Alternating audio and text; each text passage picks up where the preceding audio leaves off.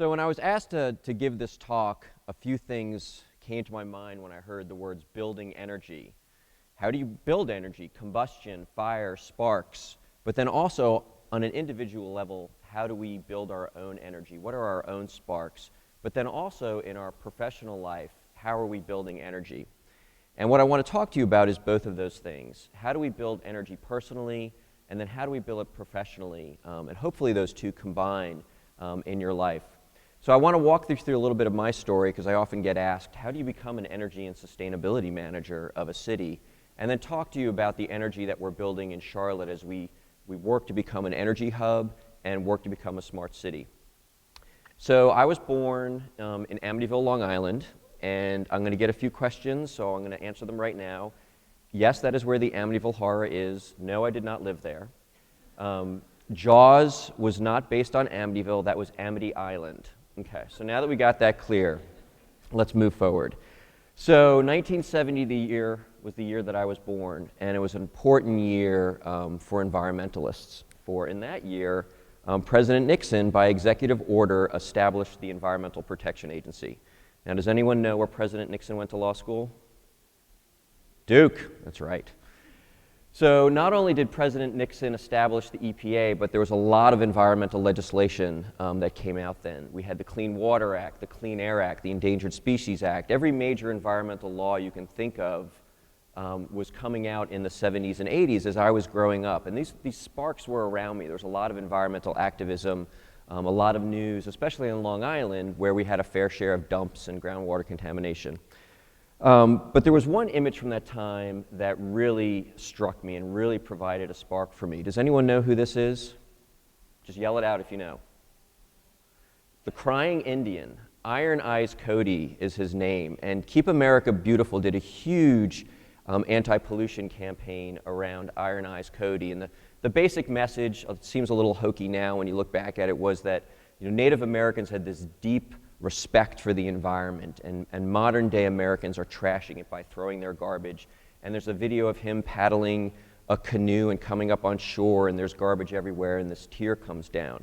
And as a young kid, it really struck me, because I could see that around me. I could see what people were doing to the environment and the pollution that was happening. There were other images at the time. Love Canal in New York, one of the worst Superfund sites ever. The Valley of Drums in Kentucky, another horrendous occasion where waste was buried and contaminated the groundwater and soil around it. And then, believe it or not, 3 Mile Island. As a young kid, that was a big issue for me. One of the first nuclear accidents that this country had. But then there was this guy, the Lorax, a simple Dr. Seuss book. But it had such a great message, such a clear message, the brilliance of Dr. Seuss. Unless someone like you cares a whole lot, nothing is going to get better. It's not. And that just really struck a chord with me and has always stuck with me. And it's often one of the books I give friends when they have children. But it wasn't until college, I went to Vassar College in New York, there's our beautiful library, that I really found my voice, and I found the opportunity to talk to other people who had the same interests. I was no longer kind of that strange kid who was worried about protecting the environment. But at the time, there weren't environmental studies programs like we have now. There wasn't a Nicholas School. So I had to figure out, how was I going to keep this spark going? How was I going to keep my energy going?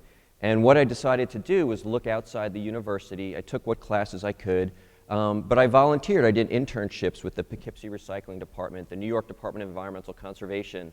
Had the opportunity to work for EPA my senior year.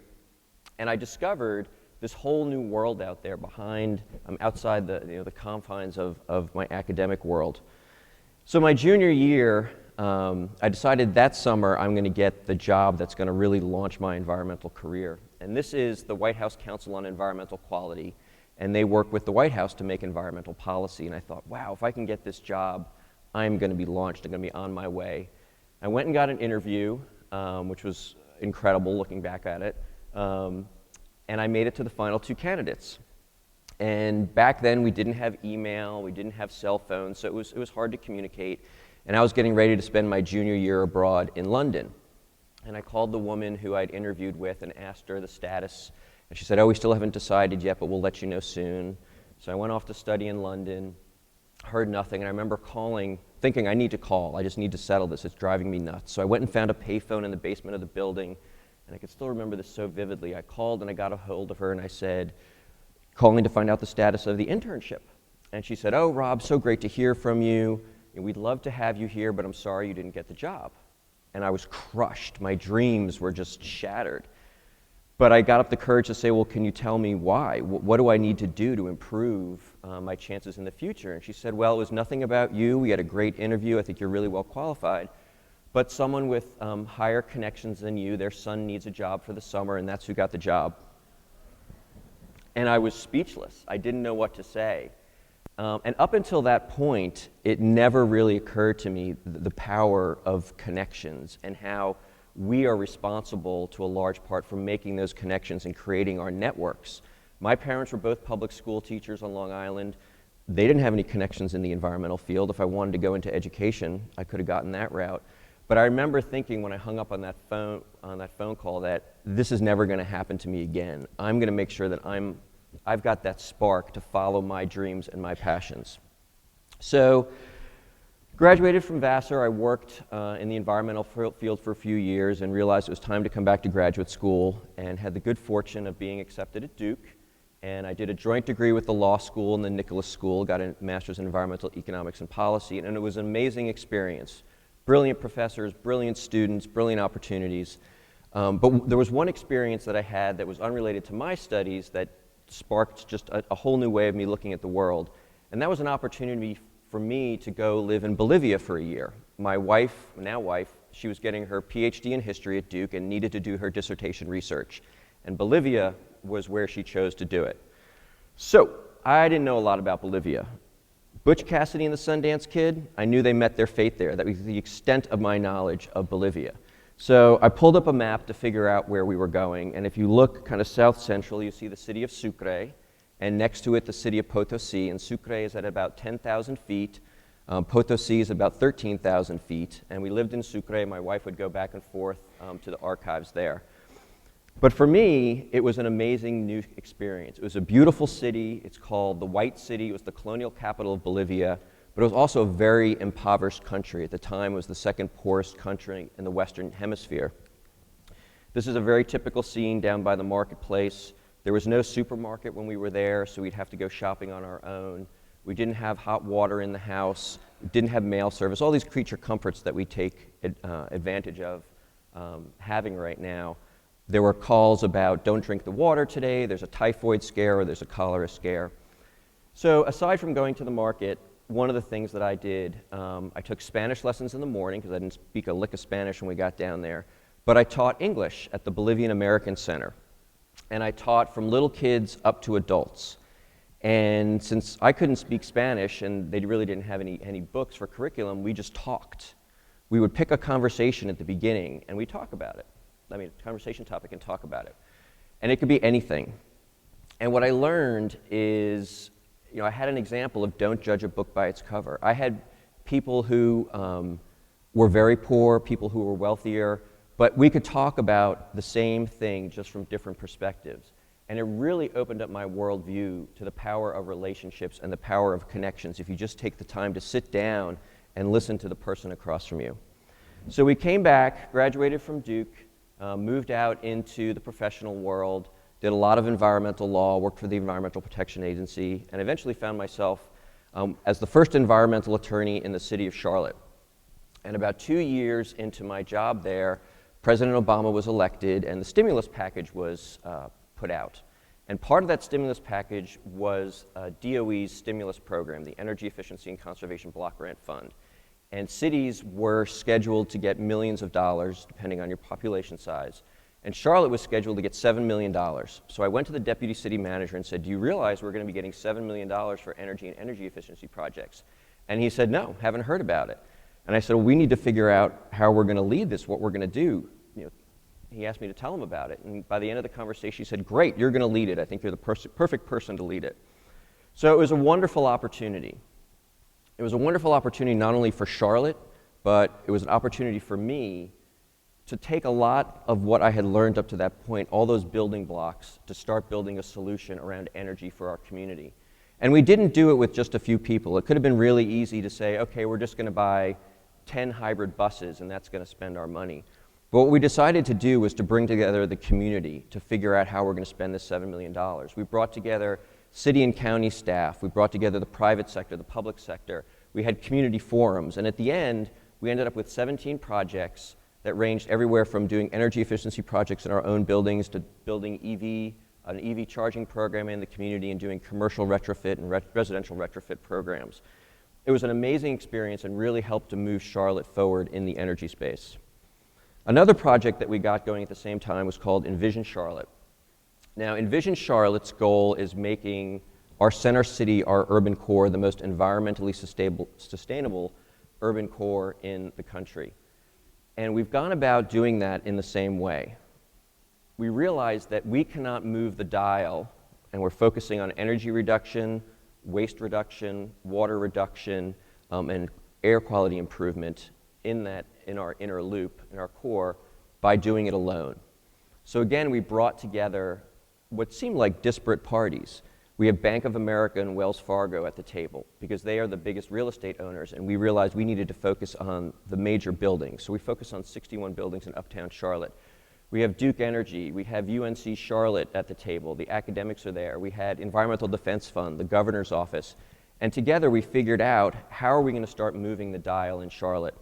And one of the first projects we did was based on energy. It was called Smart Energy Now, and the goal was to reduce energy use in these 61 buildings by 20% in 5 years. And what we did was we put shadow electric meters in every one of those buildings that recorded real-time data, beamed it up to the cloud, got aggregated, and then sent it back down so we could see it on computers and kiosks we put. And now that we had a baseline, we could put behavior change programs in place to move the dial. So making sure people turned off their lights, playing fun games to make sure that people unplugged their computer or turned off their computer monitors in the night, or making sure they didn't have hot pots in their offices. And it was very successful. In 18 months, we saw a 6.5% reduction in energy, which might not mean much, but that's millions of dollars in energy savings for these buildings. And we're doing similar projects on the water side and on the air side, and really education around air. But one of the things we found out as we were doing these projects was that we were developing a smart city project. Now, I'm not sure if most people are familiar with the concept, but it's become very popular. A smart city is one that's able to take big data and technology, work with them together to solve issues in your community. For us, it was environmental sustainability issues, but it could be poverty, it could be health issues.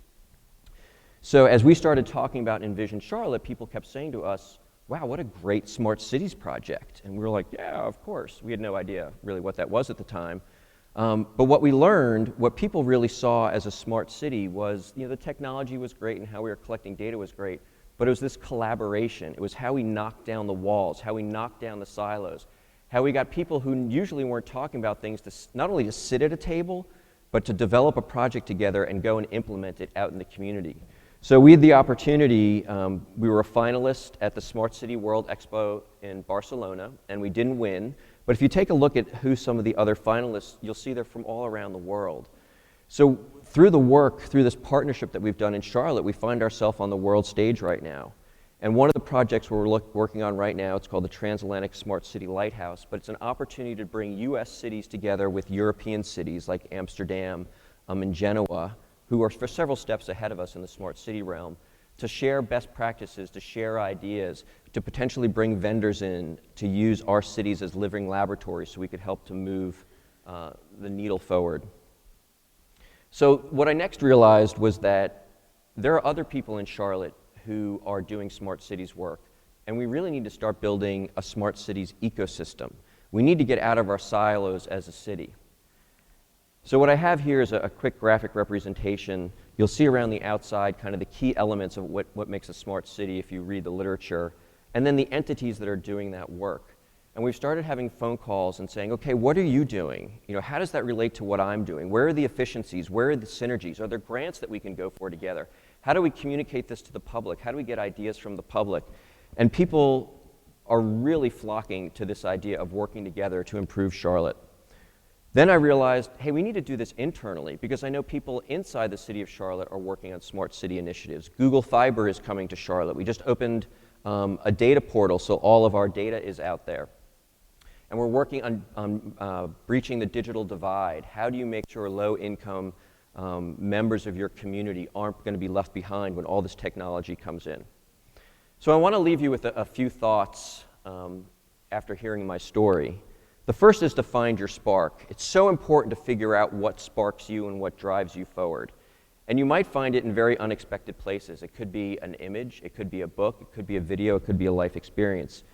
But you need to find your own spark. You need to be self-reliant, and you need to be persistent. You have to search out those opportunities that are going to be relevant and move you forward and take hold of them.